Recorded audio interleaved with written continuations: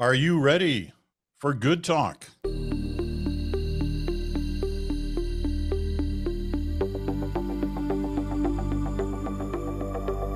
hello there, Peter Mansbridge here. Welcome to Friday. Welcome to Good Talk. Special day here on Good Talk. There's no question about that. We were all hit by the news last night about Brian Mulroney passing. You know, an icon on the political landscape of Canada. There's no question about that either. It was certainly through the 1980s and the early 1990s, with some big thinking and big projects and big at times scandals as well. Brian Mulroney faced them all and dealt with them all in one way or another, and at times at some a political price for himself. But nevertheless, I figured that we're going to spend the hour talking about today. There were other things that happened on the landscape this week, but really they seem kind of trivial compared with discussing the impact this one person had on Canada and Canada's place in the world, as well as the issues at home. So that's what we're going to do. Chantal's away this week. She's hiking somewhere, I believe, in Iceland for a couple of weeks. Good for her. Susan Delacourt from the Toronto Star is with us for her thoughts on Mulroney, because she, like me, covered Mulroney for a good amount of time and had some remarkable interviews, one especially with Mulroney post Meech Lake. And Bruce is here, of course, as he always is. And Bruce worked with Mulroney and for Mulroney at different times during Mulroney's political career. So an opportunity to hear some thoughts from both of them, including some, personal reflections, anecdotes, if you will, about Brian Mulroney. But let's start with some kind of general assessments of where we are as we get up on this day, reflecting on his time in office and his time post office. Bruce, why don't you start? Yeah, let me just start by saying hi to Susan. I'm so happy to see you as part of this conversation. I always love talking with Chantal, obviously, but I've known Susan for a long, long time covering politics. She's one of the very best journalists I've ever had the opportunity to get to know. And I know that she has a lot to say and a lot of reflections about Brian Mulroney, as do I. Peter, I'm so happy also that we're having this conversation. It's a sad occasion, but I'm happy that we're having it because in part, over the last few years, as we sort of see how society consumes information, it's sometimes makes me wonder if from one generation to the next, people really understand as much about our political history, even our short-term political history, as would be ideal. And so I think it's good for people to have as many conversations as possible about Brian Mulroney, who in my lifetime was an extraordinary contributor to our political life. One of, if not the most effective and productive prime ministers of my life, certainly the most charismatic leader of our country during that period of time. And that's not to say there was no competition for that. But in my view, his charisma was, as I saw somebody use the term, off the charts. It really was. Now, he also had the opposite effect, as politicians do on some people. He left office with a good deal of political scar tissue and people who didn't like him. I was never one of them. I always thought that his flaws were his flaws. Everybody has flaws, but his charms were enormous. And he wasn't just charismatic. He was extraordinarily important from a policy standpoint. We'll spend some time talking about those things, but for me, sometimes I use the metaphor like that. Some people think that politics is about math. Some people think it's about chemistry. Brian Mulroney was a chemistry practitioner and without equal in my lifetime watching politics in Canada. Your opening thoughts, Susan? It's so hard to just pin them down to one. I didn't arrive in Ottawa until 1988, so he'd been in power for 4 years by then. So I had been one of those people on the outside, and I was not a fan of Meech Lake. I think you both will remember. So I think I got on Brian Mulroney's nerves, certainly. Not intending to, but I was young and new, and I had strong opinions. And I was lucky enough to work for a Globe and Mail that encouraged that.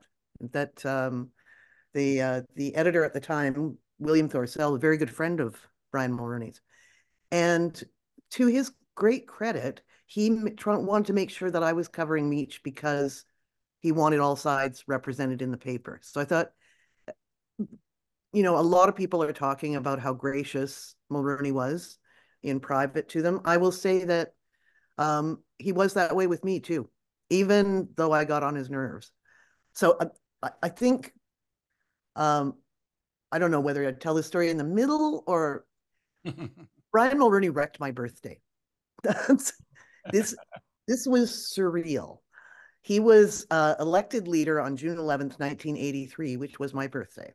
So I didn't do anything for my birthday. And then as the years went on, he always did something to commemorate. I think the anniversary was, so I could never go out or do things. So you alluded to this famous interview, the Roll the Dice interview. That was my birthday.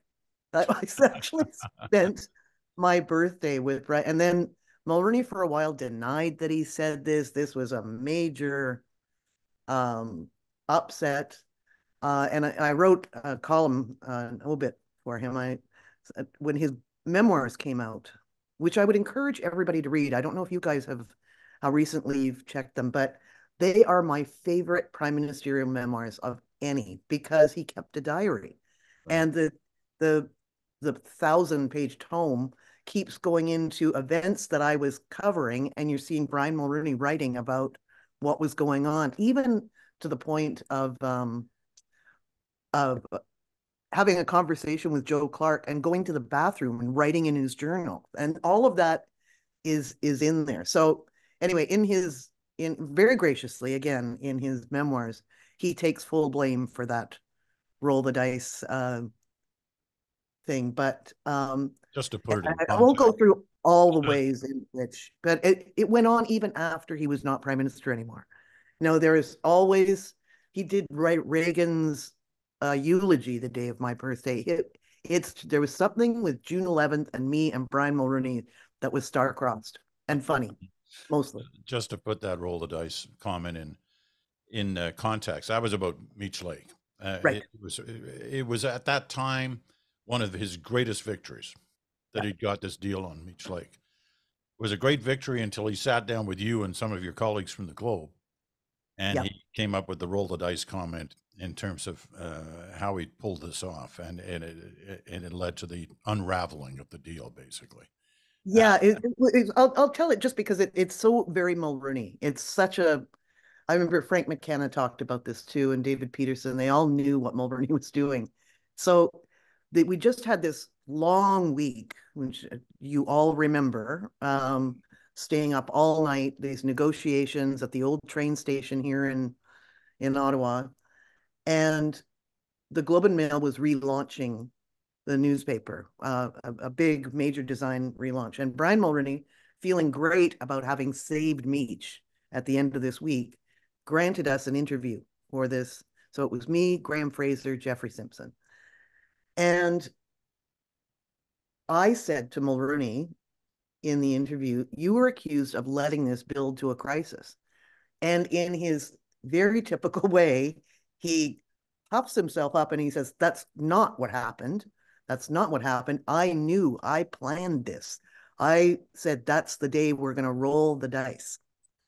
And in trying to defend himself, probably taking a few liberties with the truth. I don't actually think he planned it that way.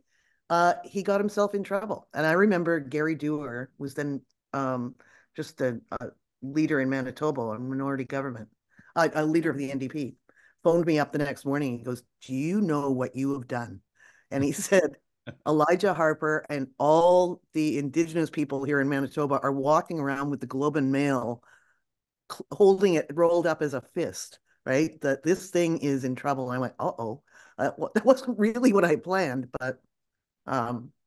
Peter, can I just pick up on that and drop in a thread about, it was a little bit his approach to politics, that he was willing to take risks. And my wife, Nancy Jameson, who knows more about politics than I'll ever know, she and I were talking about Brian last night, and she reminded me of Lyndon Johnson, who is her favorite U.S. president, and in particular his characterization of what is the purpose of having power unless you're going to use it. And I think Mulroney decided to become that prime minister. I don't know if he started that way at the very beginning of his time in office, but I think he certainly developed that sense that you're there for a reason.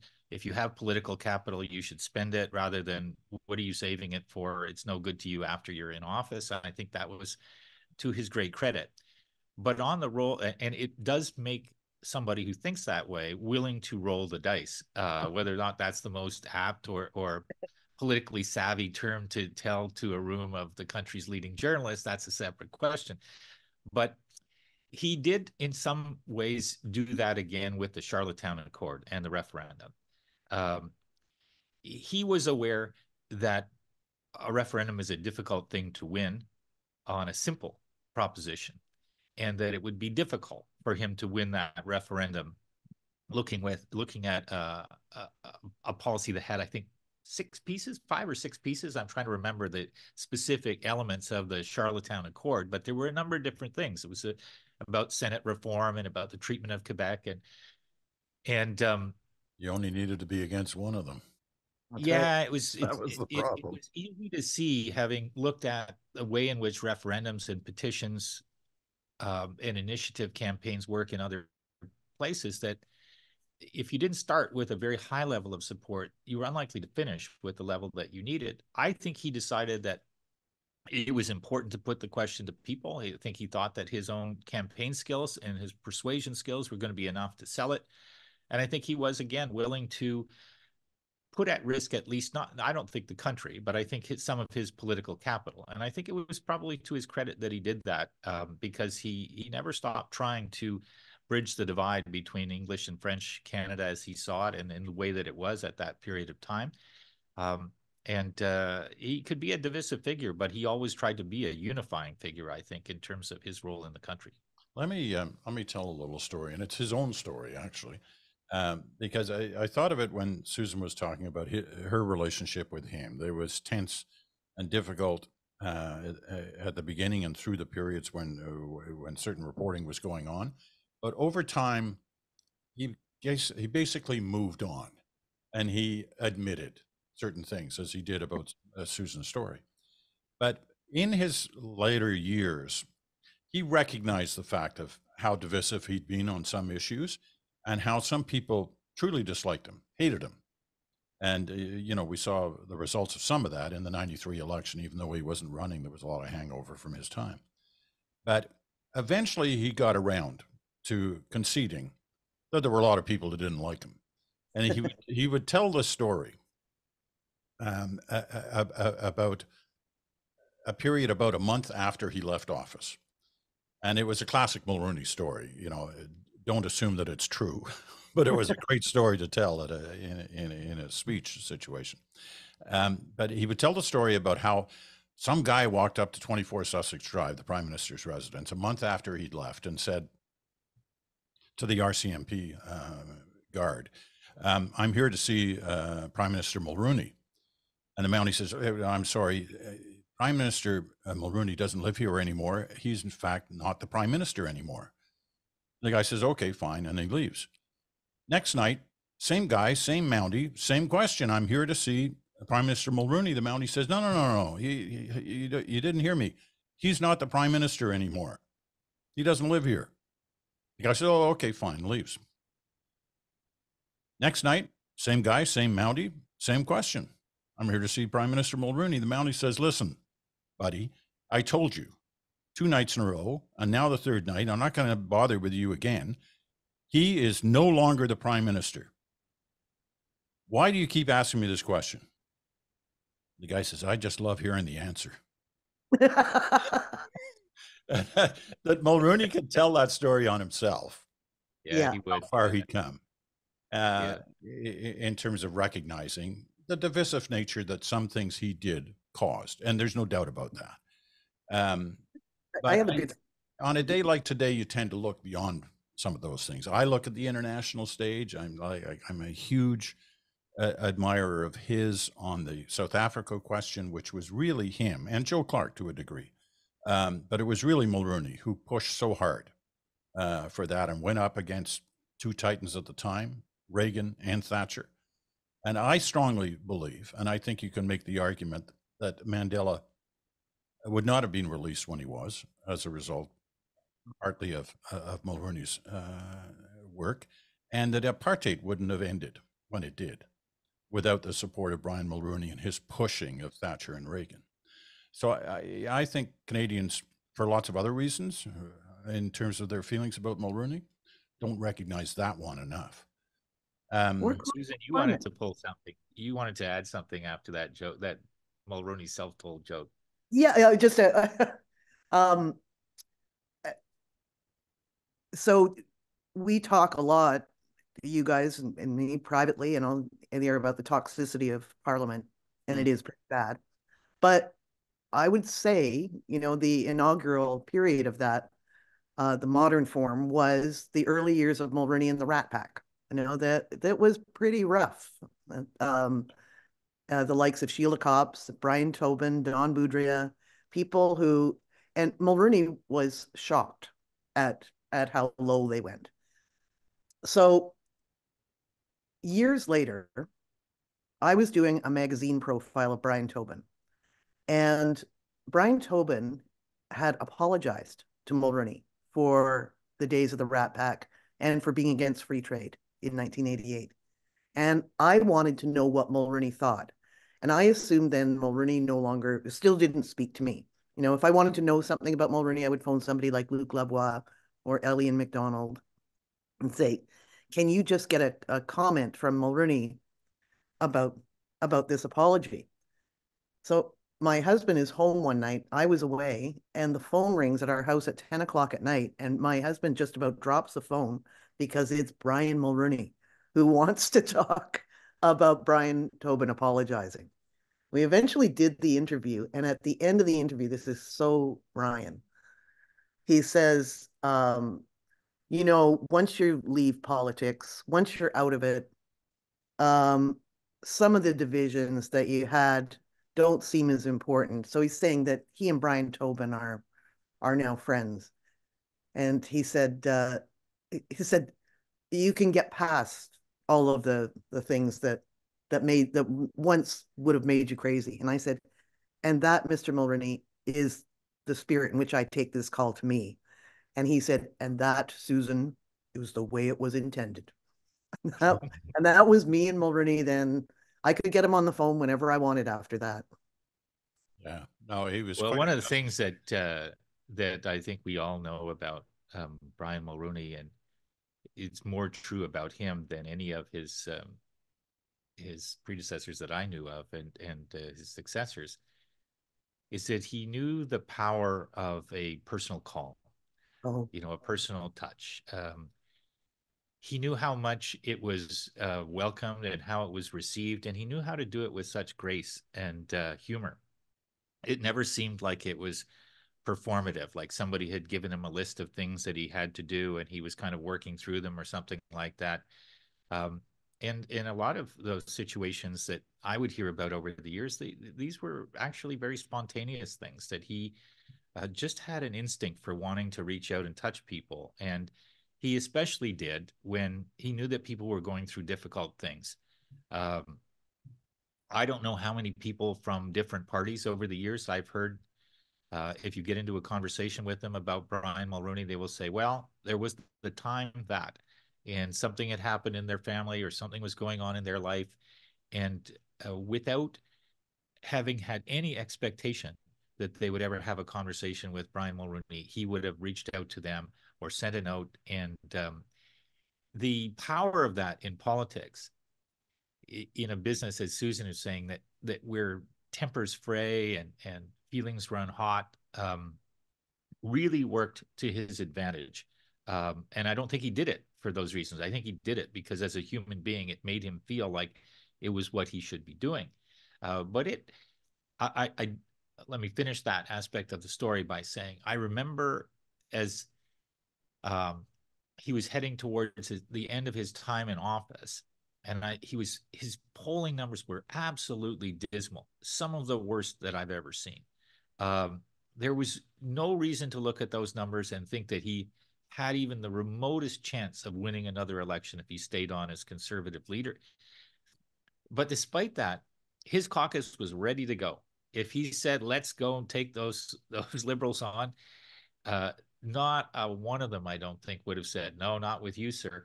They were all ready to go because he had developed such bonds of affection with them.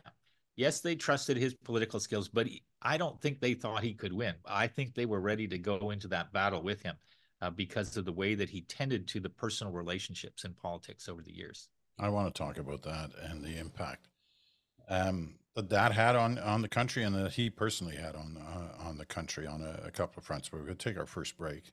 We'll be right back after this.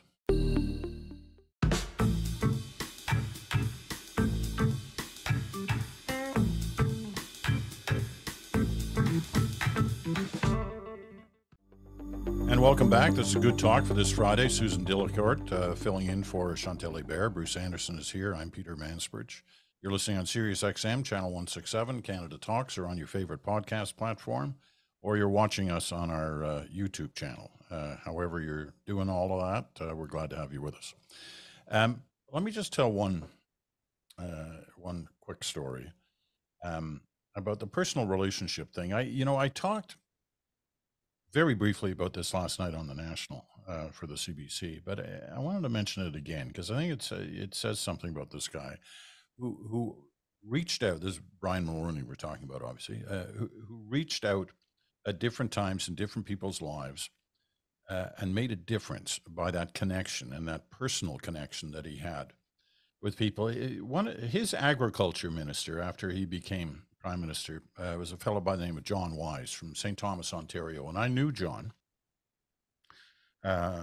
because of relatives who live in that area.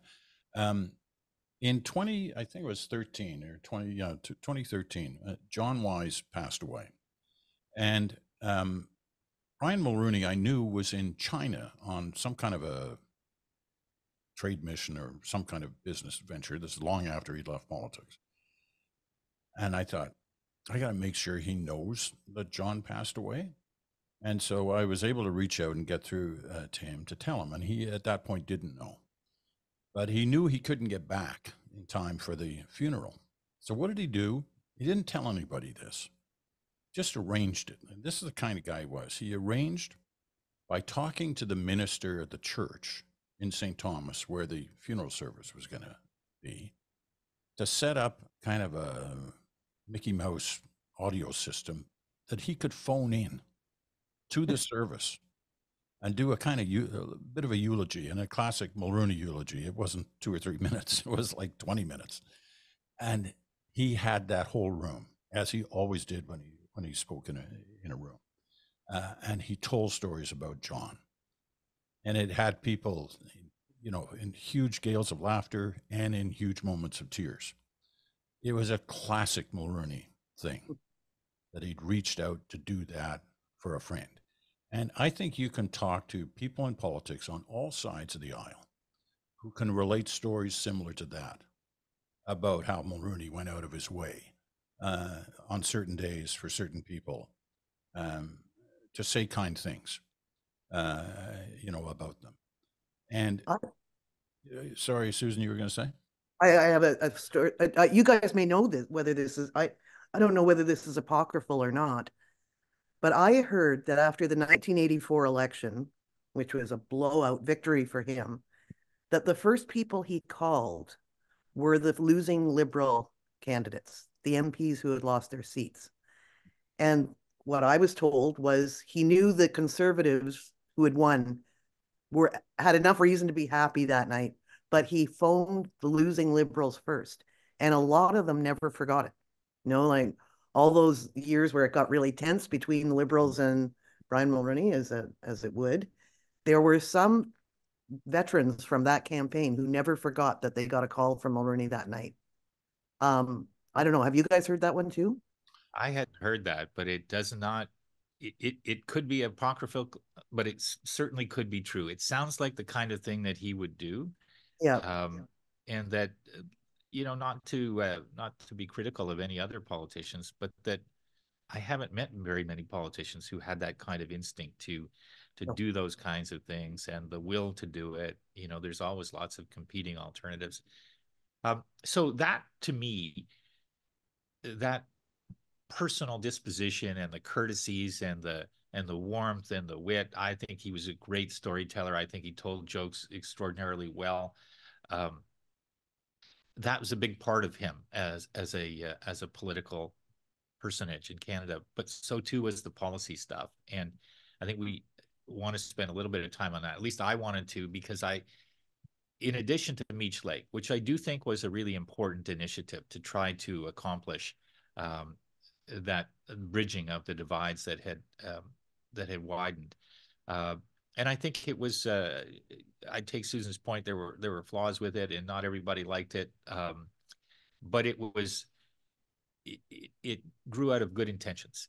Let me put it that way, at least in my view. And but he also did free trade and GST, which were massive, massive undertakings from a political management standpoint. Now, if somebody arrived here from Mars and they said, well, how complicated would it be to change one kind of tax into another kind of tax, which is the manufacturing sales tax, the GST?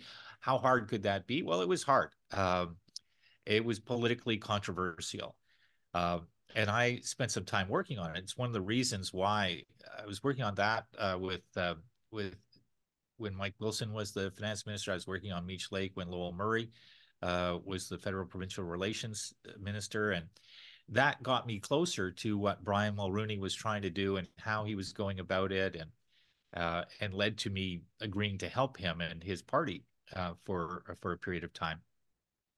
But so I watched how that policy was developed. I watched the political management of it. I tried to give as good advice as I could around it. But I did admire the fact that these were big projects. They were not easy to do. They were big projects, and they required such discipline and determination. It wasn't always perfect. I'm not suggesting that. It never is. But his policy mix stands up. You mentioned apartheid. I agree with that. GST, free trade, acid rain. He was a big and early proponent of a conservative perspective on the environment. I think he sent my friend Jean Charest down to Brazil, to Rio for a major environmental announcement. It was kind of a multinational breakthrough moment. And so he did a lot on the policy side that if people weren't alive or attentive to politics when he was prime minister, they should know about, because it was no small track record of policy achievements on the domestic side, and obviously significant renown for him among world leaders as well, which we can talk about too. Didn't Elizabeth May on the environment, didn't she kind of award him the medal as the greenest prime minister ever in Canada? Did. Yeah. And, she was a big fan of his on that. How did he change the country? Did he change the country? Certainly. Yeah, certainly. The country was changing under him as well, too. But I think he was a perfect prime minister for what was happening in the 1980s. That politics had become, you guys will remember this, politics had become really fixated on the idea that it had to become more business-like and more business-friendly. There's, and I think, that's for good or for ill, that was a lot of the lefty kind of opposition to him, was that he was corporatizing politics. But that was happening around the world. I think he also made us closer to the United States, again, for good or for ill. Free trade is definitely the engine of our economy. But Justin Trudeau, I remember he made a very sort of, supposed to be sort of a set piece speech before he became prime minister, back when he was just Liberal leader. And he said a former prime minister had told him that there is no more important relationship internationally. One of the most important things you can do as prime minister is tend to the Canada-US relationship. And he said that advice did not come to him from his dad. So I figure it was Mulroney who probably told him that. And I always found Mulroney's posture toward the current prime minister interesting too. You'll remember he said early on, Justin Trudeau, what's not to like? You know, and he came in as an advisor during the NAFTA existential drama with Trump. And I think I will think of Brian Mulroney. I think we're going to have to talk about Airbus. Like we can't have this. Oh, that's right. But I will think of Brian Mulroney as emblematic of the Conservative Party as it no longer exists. I'm sorry to say that. I did hear Pierre Poilievre saying lovely things about Brian Mulroney yesterday, but Brian Mulroney was a form of, progressive conservatism, not afraid to do things on climate, for example, not afraid to reach out across the aisle and phone liberals who had lost, not afraid to have a very good relationship with John Turner. I think that continued after, also very good friend of Paul Martin's. So I think of Brian Mulroney as he changed the Conservative Party, and I regret that it has changed away from what he did for it, because he made it easier for Quebec to be part of the Conservative Party. He did a lot of things for the Conservative Party that should be exemplars for the Conservative Party of today. Yeah, I think that was the first instinct I had in answer to your question, Peter, is I thought he had changed the country, but I don't know exactly where the country is right now and how much it reflects what influence he had. I rather fear that some of his most important influences have dissipated, and there are a lot of reasons for that. But my question is not whether he had an influence in changing the way that the country thought, but whether it's persisted. And for me, I kind of grew up more in the Liberal Party. I worked on the Liberal side my first couple of years and first several years in politics. But he created a version of the Conservative Party that caught my interest, for which I developed enthusiasm. And it was because he was sensitive to the social programs that Canadians needed and wanted. He was interested in the environmental issues that were important to people across the political spectrum. He obviously came from a business background, and he wanted to build strong relationships with the business community. He believed in the importance of remodeling our economy rather than just taking it for granted. And so I think his free trade ambition was really well put. And I think the change on the tax side was also important. When I think about the kinds of challenges that he faced on the fiscal side relative to what we see today, he took a lot of heat for spending a lot of money.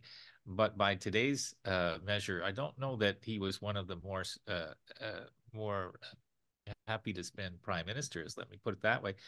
But he did, in politics, convey a sense of,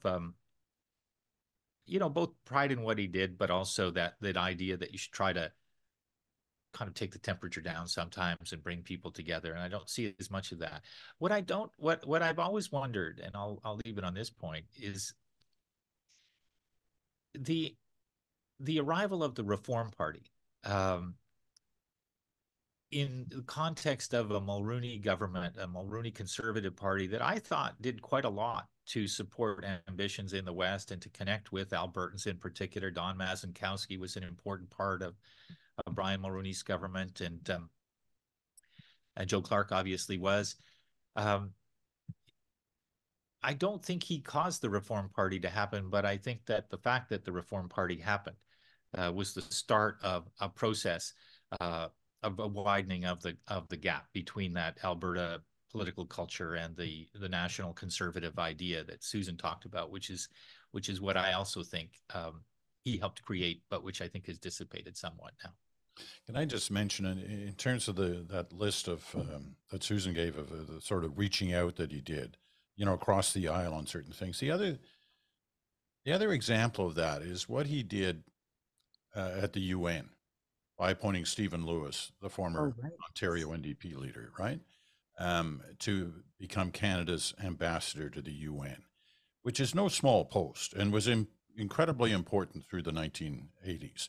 And Stephen Lewis has written about some of the meetings he sat in on the South Africa question and where he watched Mulroney, and the sort of common bond the two of them had on trying to achieve something on South Africa, um, and how those two work together. Susan talked about the Rat Pack and the Liberals, the Young Guns. She named three of them. John Nunziata, I think, was the fourth. Oh, right. Yes. And Yeah. and they were a powerhouse in the House of Commons, and they caused all kinds of problems, but for the Conservative government. But I still think the polarization of today is much different than the polarization of those days. I mean, they were great debaters, the Rat Pack, and they were trying to find the soft underbelly of the Conservative Party. But today's polarization is much more bitter, much more destructive. That goes on by not just political parties, but in the differences within the country than the issues in those days, which I tend to think were more about issues where you offered a constructive opposition to what was being put forward. That it wasn't the kind of hate Right. polarization that exists today.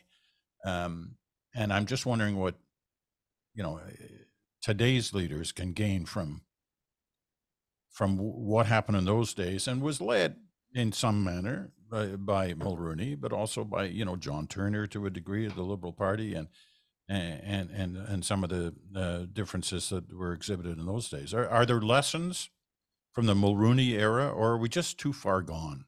Is it just too different now Oh, to be looking back? such a hard question, Peter, because I really don't want that to be lost. I think what really, what Mulroney knew is get on the phone to somebody, and meet somebody where they live. And the best politicians I've seen are the ones who do that. I think there's a lot of damage done during the years, and I saw it happen in the last decade or so. Let's not blame Stephen Harper, but I kind of might a bit. Where they weren't allowed to socialize with liberals. There actually edicts went out saying you cannot go to Highs, which was then the big place. And there were some ministers who didn't listen to that advice, like a John Baird or a Jason Kenney. But there was a fear of God that was put into the Conservatives over the last decade. Do not traffic or truck with liberals. And I think that, I try to live by this myself. I want to tell a funny journalism story too, actually. Um, I live by this myself, and I think it's good discipline for. I never write anything about anybody that I wouldn't say to their face.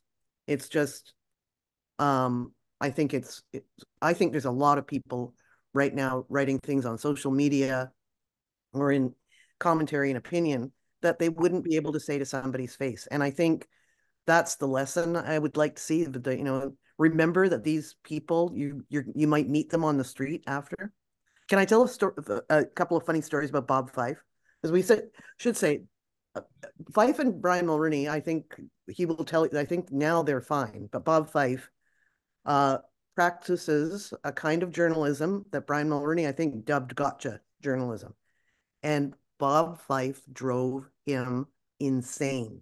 Fife and Nomitz in the early years kept doing the stories that called for ministers to resign. There was this wave of resignations back when they were a team. Fife was as annoying to Brian Mulroney as he is to Justin Trudeau. He just didn't stop. If Fife would not be displeased that I'm saying this. I was at a funeral actually about a year or so ago. One of Mulroney's former press secretaries said that one day, this isn't the curse of politics, but I'm going to swear here. She was called into the office, and Brian Mulroney said to her, "Call Bob Fife and tell him to fuck right off." And he said, "Well, I don't think I can do that."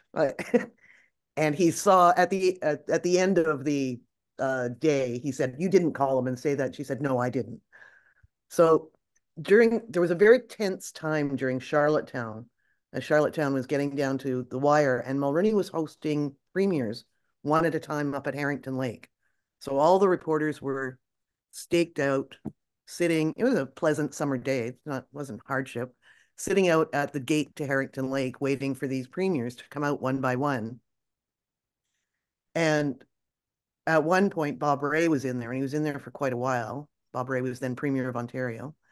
And we saw this Jeep coming down the hill toward us. Most of the premiers had walked out, and Mulroney is behind the wheel with Bob Rae at his side. I love this image. And Mulroney leans out the window and yells at all of us, "Stand back and give me a clear shot at Fife." That's a great story. Listen, Peter, hold on a sec. Oh, you have to take a break. I got to take a final break here, and we do have to get to flaws. Yes. An Airbus in the final couple of minutes, but let me take this quick break, and then we'll be right back.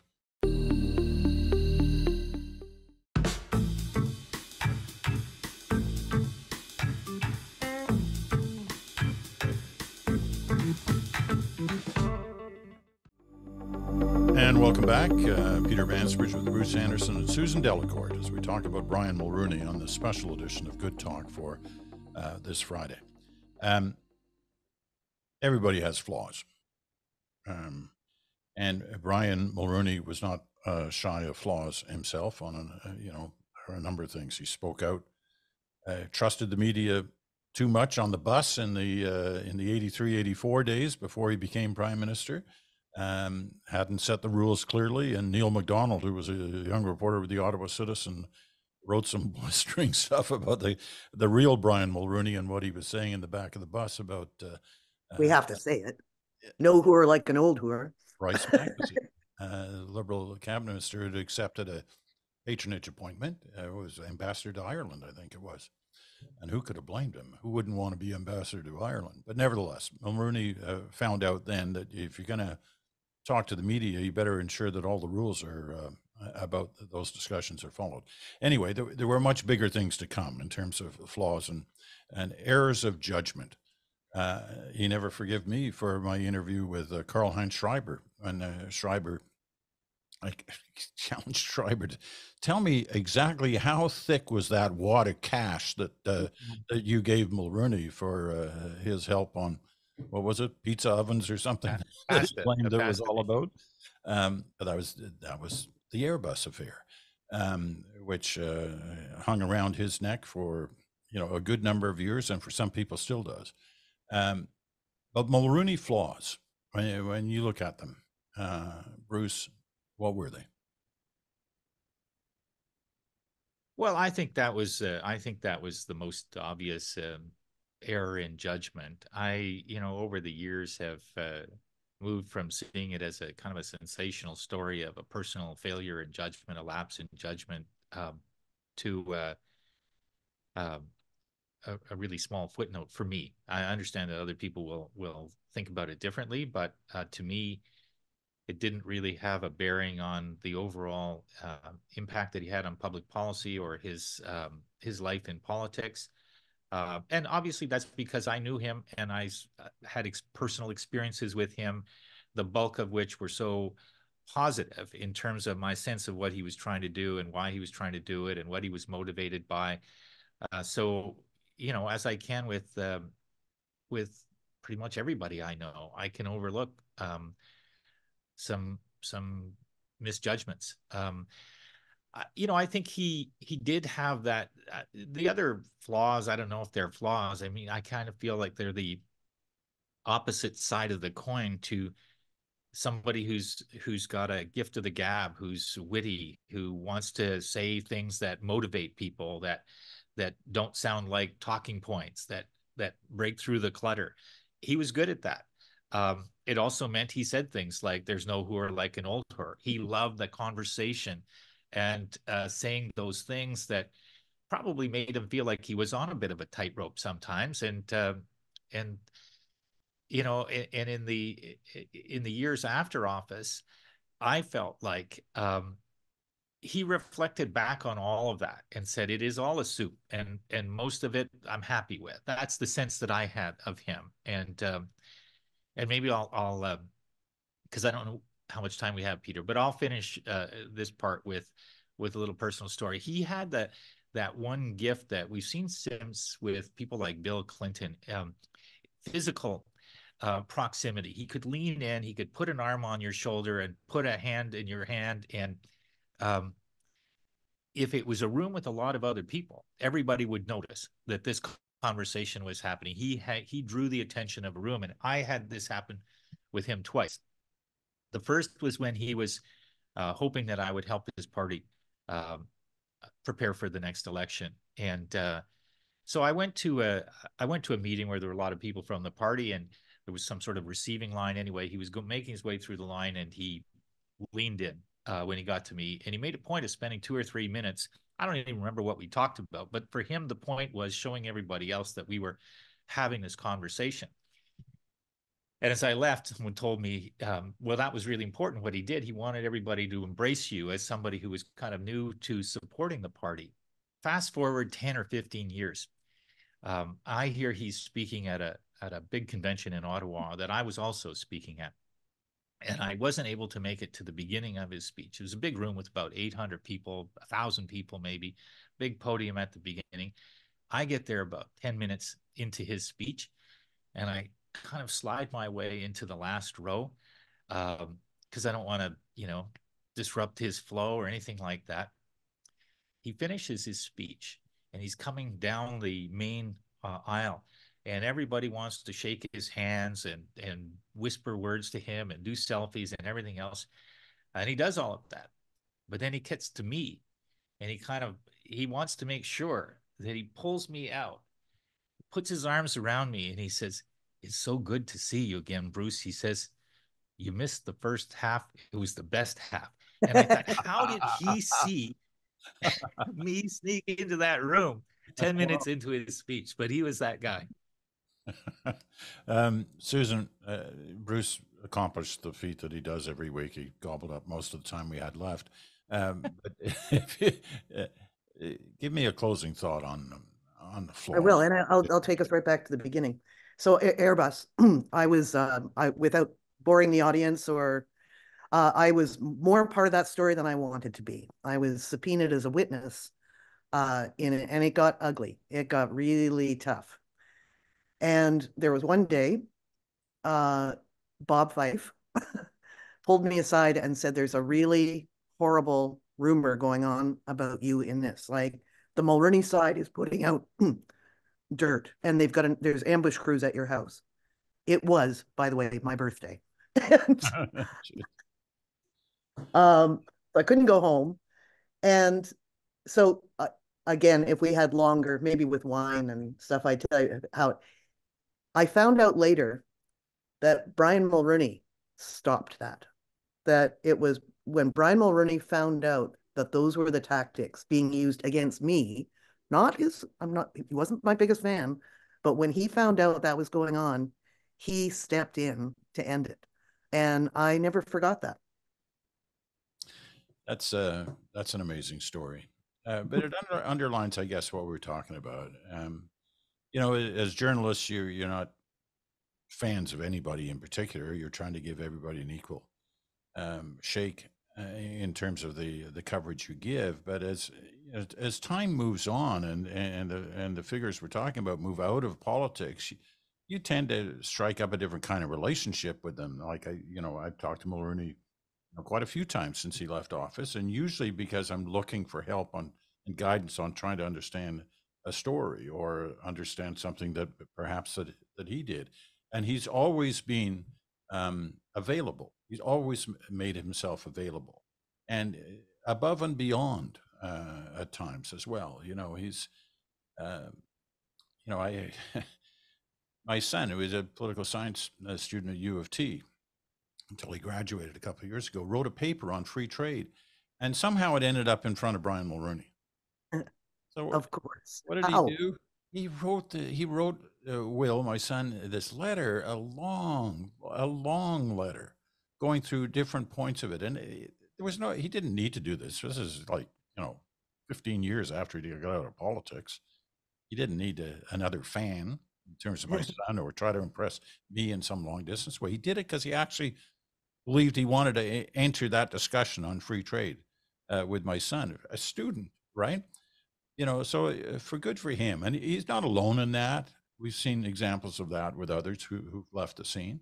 But they do take this different kind of relationship on with the people and in some cases with the media. It's almost certain that we're not going to see, at least in our lifetimes, somebody like Brian Mulroney on the political stage in Canada. Could be surprised. Hopefully I will be. But at the moment, it doesn't seem that way. It's just not, it's a different era in politics. Good or bad, it's different. I thank you both for your thoughts on this. I know there are going to be a lot of pieces that are written over the next couple of days and people will be reading them. I know that my newsletter tomorrow, The Buzz, I'm going to have some more reflections and thoughts from others about Brian Mulroney. And the next few days, I'm sure there's going to be a state funeral and you're going to hear lots more about the 18th Prime Minister of Canada. And I hope this has given you some things to think about in terms of his legacy and his importance on the stage. You can catch this if you're listening on Sirius XM or on the podcast. You can also catch it on, F-bombs included on YouTube. Thank you for that, Susan. Sorry. And thank you for joining us. It's been great. Susan hopefully will join us again next week as Chantal's got one more week to go on her Iceland hike. That'd be great. Bruce, as always, thank you for your contribution to this. I know we've all have our reflections on this guy. We've all had our different moments covering, discussing, and helping analyze on it with Brian Mulroney over the years. I know in my case, I first met him when he was running for the Conservative leadership in the early 1980s. So we've seen a lot. The first time, yeah. Peter, can I add one tiny thing? I've only got 12 seconds left. So unfortunately, see, if any of his friends or family are watching this, my deep condolences. I think all of them. From all same. of us. Absolutely. A big family, and he was so close to his family, and so admired them and was so proud of them. All right. That's it for this week. We'll talk to you again on Good Talk in 7 days.